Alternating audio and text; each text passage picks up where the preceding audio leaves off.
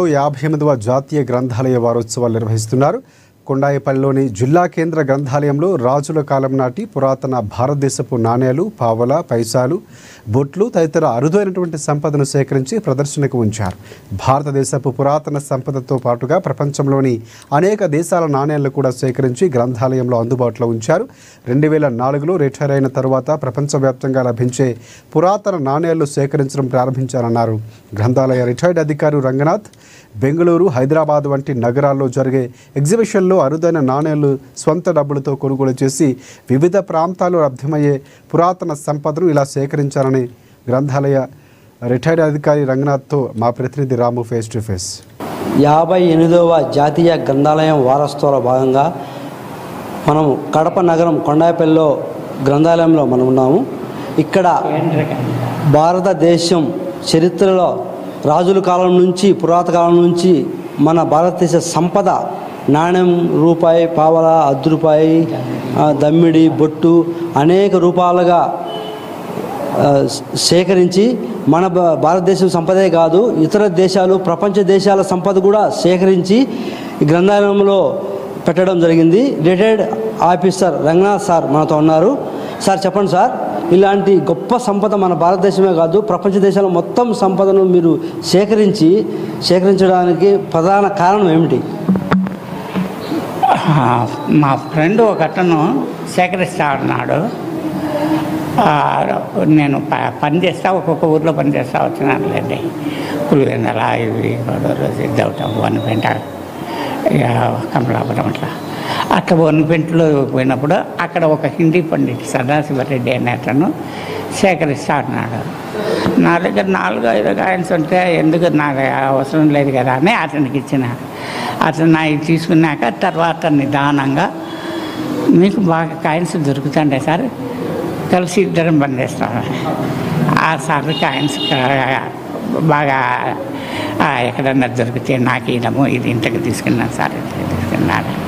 ఈ విధంగా అతనితో పాటు నేను కాయిన్ సేకరణ. వీటికి సంవత్సరానికి ఒకసారి బెంగళూరులో కానీ, హైదరాబాద్లో కానీ, ఇట్లాంటి మద్రాసు కానీ ఇట్లాంటి చోట ఎగ్జిబిషన్ జరుగుతాయి. ఇప్పుడు 14, 15, 16 ఈ 3 రోజులు ఇప్పుడు హైదరాబాద్లో జరుగుతుంది. ఆ మీటింగ్ ఏమన్నా కావాల్సినప్పుడు అక్కడ దొరికిన కాయను ఎట్టుకలో కొనుక్కుంటాం. అట్లా ఈసారి పోలేకపోయినాను. అట్లా ఆ విధంగా సేకరించి సుమారుగా నేను రిటైర్డ్ అయ్యి ఇప్పటికి 22 ఏళ్ళు అయింది. 1958లో రిటైర్డ్ అయినాను. 40. ఇక్కడ మనతో మేడం ఉన్నారు. మేడం చెప్పండి మేడం, ఈ భారతదేశ సంపద, ఇతర దేశ సంపద అంతా చూసిన తర్వాత ఇవి ఎప్పుడు మనం చూడాలనేది కూడా మీరు చూసినారు, మీకు ఎలా అనిపించింది అనుభూతి? నిజంగా రాజుల కాలం నాటివి ఇక్కడ ఉన్నాయి. తర్వాత చాలా పురాతనమైనటువంటి, కనీసము నేను నా లైఫ్లో కూడా అనుకోలేదు ఇంత పురాతనమైనటువంటి ఈ నాణ్యాలను కానీ లేదా ఈ కరెన్సీని కానీ చూస్తానని నేను ఊహించలేదు. కానీ ఇవాళ ఈ ప్రదర్శనకు వచ్చినందువల్ల నేను ఎప్పుడు చాలా పురాతనమైనటివి రాజుల కాలంలో అసలు ఊహించలేదు. ఏదో పుస్తకాల్లో చదువుకున్నాము పలానా అని, అటువంటివి కూడా చూడగలిగాను. అలాగే మన అసలు అంటే నా ఏజ్కి ముందు తరం ఉంటుంది కదా, మన భారతదేశానికి సంబంధించినటువంటి అటువంటి నాణ్యాలను కూడా నేను ఈరోజు చూడగలిగాను.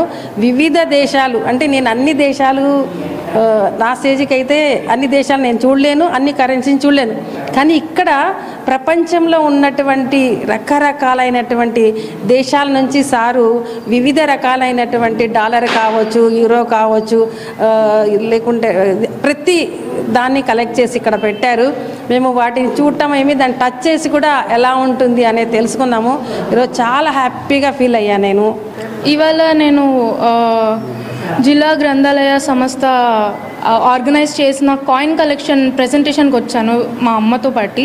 సో బేసిక్గా నేను ఇది వినగానే అనిపించింది ఎలా ఉంటుంది చూద్దాము అనేసి అయితే వచ్చాను. కానీ ఇక్కడికి వచ్చిన తర్వాత తెలిసింది ఏంటంటే వాటి యొక్క హిస్టరీ ఏంటి అనేది నాకు తెలిసిందనమాట. అప్పట్లో ఎలా ఉండేవాళ్ళు, ఎలా యూజ్ చేసేవాళ్ళు కాయిన్స్ని, లేదంటే కాయిన్ అనేది ఏ మెటీరియల్తో యూజ్ చేసేవాళ్ళు, ఎలా ప్రింట్ అయ్యేది అనేది తెలిసింది రాజుల కాలంలో, దాని తర్వాత బ్రిటిష్ కాలంలో, తర్వాత మనకి ఇండిపెండెన్స్ వచ్చిన తర్వాత కాలంలో ఇప్పుడు ప్రజెంట్. సో అప్పటి నుంచి ఇప్పటి వరకు ఏంటి అనేది ఆ టైం లైన్ ఎలా నడిచింది, ఆ కాయిన్ చేంజ్ అనేది ఎలా జరిగింది అనేది తెలుసుకున్నాను. అండ్ ఆల్సో ఇప్పుడు ఉన్న ఈ ఆన్లైన్ కానీ ఆ జనరేషన్లో ఈ కాయిన్ ప్రజెంటేషన్ అనేది మాకు ఎలా అంటే ఒక ప్రోత్సాహాన్ని ఇచ్చిందనమాట. ఏంటి ఇవి అని తెలుసుకునే ఒక ఛాన్స్ ఇచ్చింది ఈ ప్రజెంటేషన్ వల్ల. భారతదేశం రాజుల కాలం నుంచి నాణ్యాలు, బొట్టులు, రూపాయలు, ఇతర దేశాలు, ప్రపంచ దేశాలు మొత్తం డబ్బు ఎలా ఉంటుంది, ఏం కథ అని retired railway officer Ranganath sir అన్నీ సేకరించి ఇక్కడ గ్రంథాలయం వార్షికోత్సవాల భాగంగా ఇక్కడ ప్రదర్శించడం జరిగింది. ఇక్కడ చూసిన ప్రతి ఒక్కరూ చాలా ఆనందం వ్యక్తం చేస్తున్నారు. మా తరతరాల నుంచి ఎప్పుడు రాజుల కాలంలో ఎలా లెక్క డబ్బులు ఉండేవి, అంతకాలంలో ఎప్పుడు డబ్బులు ఎలా ఉన్నాయి అనే రూపంలో ప్రతి ఒక్కరూ చూసి చాలా ఆనందం వ్యక్తం చేస్తున్నారు. మన భారత పౌరులకు, ఇక్కడ ఇప్పుడున్న విద్యార్థులకు అందరికీ ఇవి తెలుసుకునేదానికి జ్ఞానం పెరుగుతుందని మనతో మేడం కొందరు చెప్పడం జరిగింది. 58వ గ్రంథాలయం వారోత్సవాల భాగంగా కొండాయపల్లి గ్రంథాలయంలో మన భారతదేశ నాణ్యాలు, రాజుల కాలంలో ఉన్న అప్పుడు కాలంలో డబ్బు ఎలా ఉన్నది, తర్వాత కాలంలో డబ్బు ఎలా ఉన్నది, ప్రపంచ దేశాల్లో పురాతన కాలంలో డబ్బులు ఎలా ఉన్నాయని మొత్తం సేకరించి గ్రంథాలయంలో ప్రదర్శించడం జరిగింది రిటైర్డ్ ఆఫీసర్ రంగనాథ్ సారు. మనతో ఆయన అన్ని విషయాలు పంచుకోవడం జరిగింది.